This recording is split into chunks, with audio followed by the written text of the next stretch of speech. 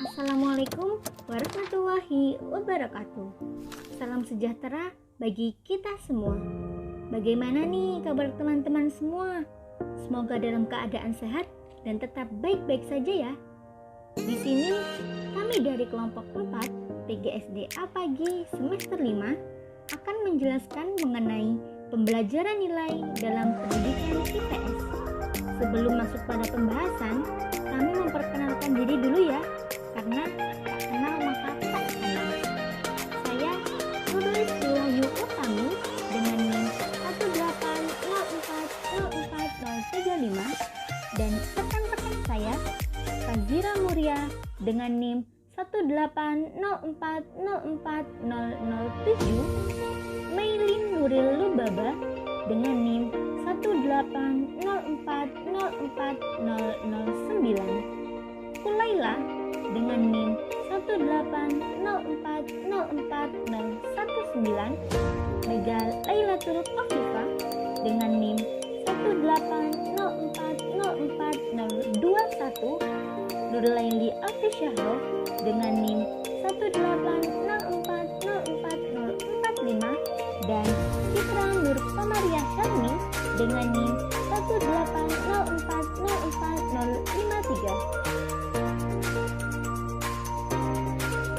Bahasan 1, yakni pembelajaran pendidikan IPS. Selama Senantri memberikan penjelasan pendidikan IPS merupakan scientific disiplin, yaitu bahwa pendidikan IPS bukan sekedar mensimpulkan konsep-konsep yang relevan antara ilmu pendidikan dan ilmu sosial, tetapi juga mengkorelasikan dengan kemasyarakatan, kebangsaan, dan kenegaraan.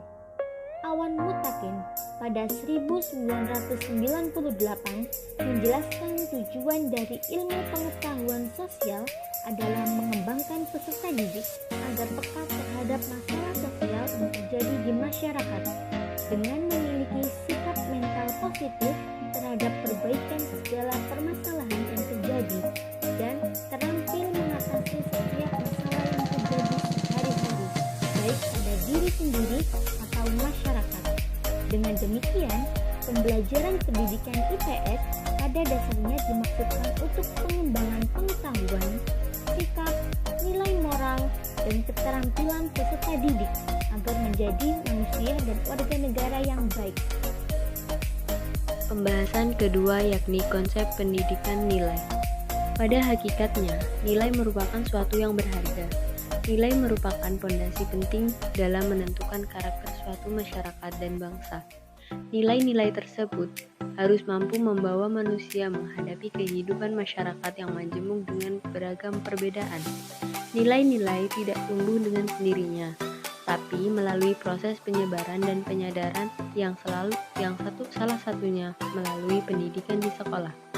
Pendidikan nilai menurut Mulyana pada tahun 2004 merupakan pengajaran atau bimbingan terhadap peserta didik agar peserta didik menyadari kebenaran, kebaikan, dan keindahan melalui proses ketimbangan nilai yang tepat dan tidak tindakan yang konsisten.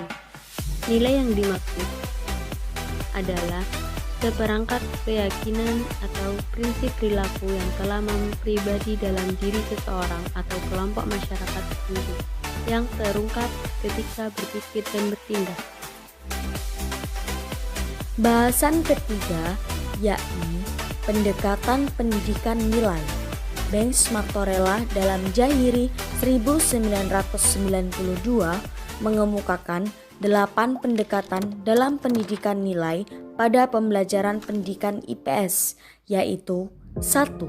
Evocation, yaitu pendekatan agar peserta didik diberi kesempatan dan keleluasaan untuk secara bebas mengekspresikan respon afektifnya terhadap stimulus yang diterimanya.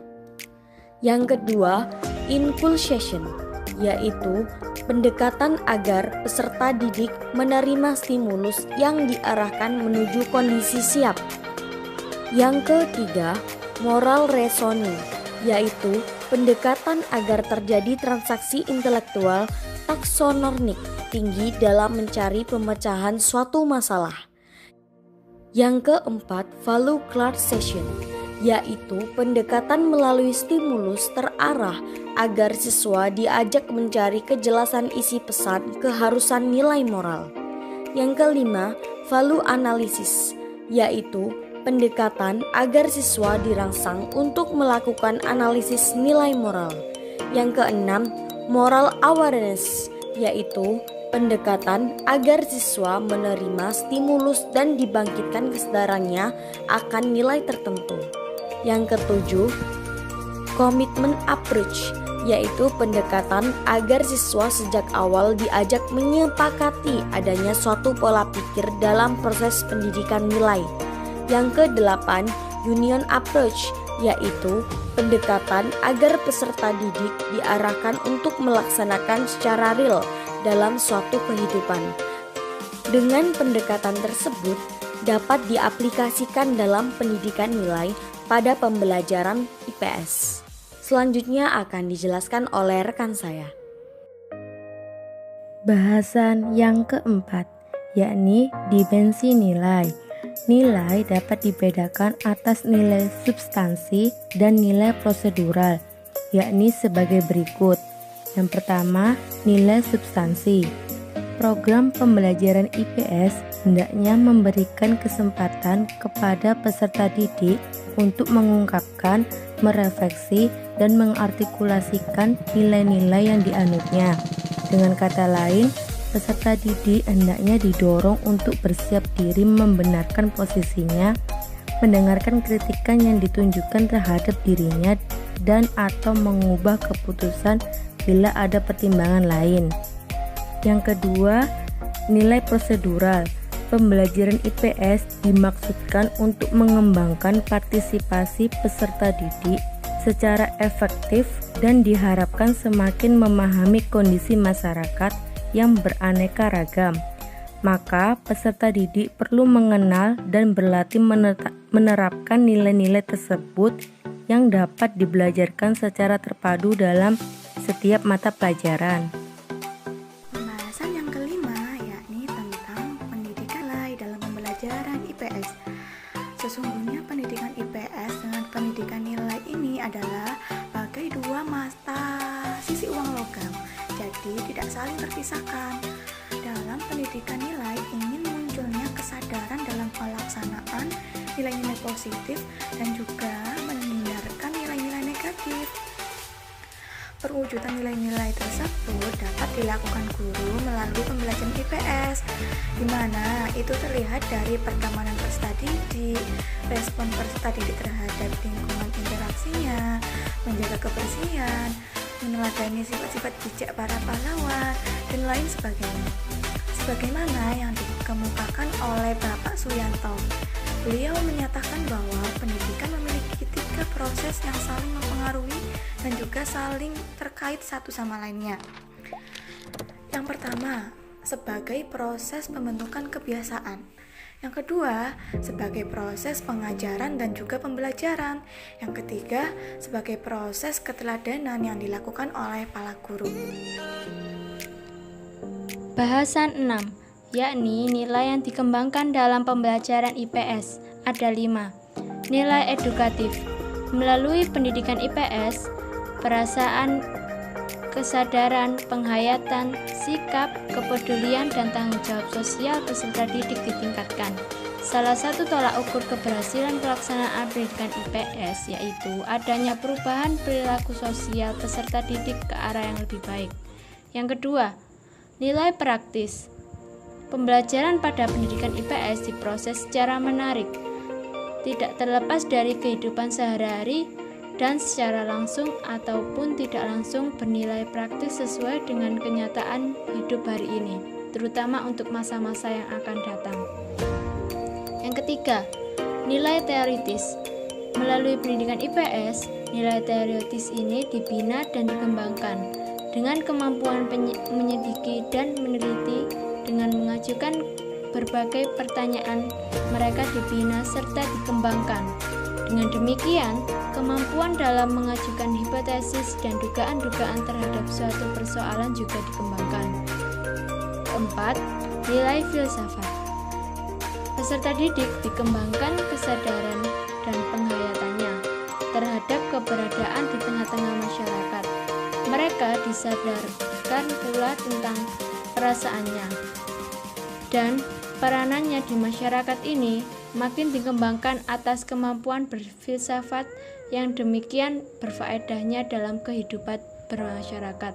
Tidak luput dari perhatian pendidikan IPS ini. Kelima, nilai ketuhanan. Nilai ketuhanan menjadi landasan dalam mendekatkan diri dan meningkatkan impact dengan bersyukur atas nikmat berupa akal pikiran yang dikembangkan dan dapat dikembangkan. Kekaguman terhadap makhluk ciptaan Tuhan Yang Maha Esa, itulah yang menjadi landasan yang kuat pada proses pembelajaran IPS. Yang selanjutnya yaitu penanaman nilai dan sikap dalam pengajaran IPS. Penanaman nilai dan sikap mental tidak dapat dilepaskan dari pengajaran nilai dan sistem nilai yang berlaku di masyarakat. Dengan terbinanya nilai-nilai secara baik dan terarah, maka sikap mentalnya juga akan menjadi positif terhadap rangsangan dari lingkungannya, sehingga tingkah laku dan tindakannya tidak menyimpang dari nilai-nilai yang luhur. Penanaman nilai dan sikap pada pengajaran IPS hendaknya dipersiapkan dan dirancang berkesinambungan dengan penekanan pada setiap tingkat yang berbeda. Semakin tinggi jenjangnya, semakin besar unsur penanamannya dan tanggung jawabnya. Penilaian nilai dan sikap ini harus sudah dimulai sejak kecil, TK, SD, dan berkelanjutan pada jenjang berikut atau di atasnya. Terima kasih telah menyaksikan video dari kelompok kami. Assalamualaikum